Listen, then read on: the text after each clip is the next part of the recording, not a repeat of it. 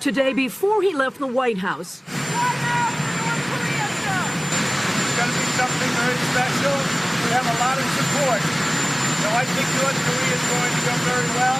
Donald Trump gave the rogue regime of North Korea something of value, the trust of an American president. They promised they wouldn't be shooting off missiles in the meantime as they're looking to denuclearize. And that'd be great. As he publicly built expectations that the meeting he agreed to have with Kim Jong-un will happen, the president tweeted, North Korea has not conducted a missile test since November 28, 2017, and has promised not to do so through our meetings.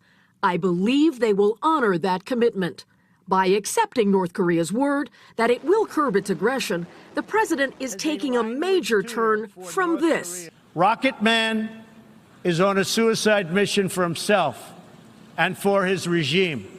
The president's willingness to meet jolted his own senior team Thursday when he quickly accepted the offer delivered by a South Korean delegation. Today, he publicized support for the Kim meeting from other world leaders, tweeting that Japan's Prime Minister Abe is enthusiastic about talks with North Korea, and China's President Xi appreciates the U.S. is working to solve the problem diplomatically.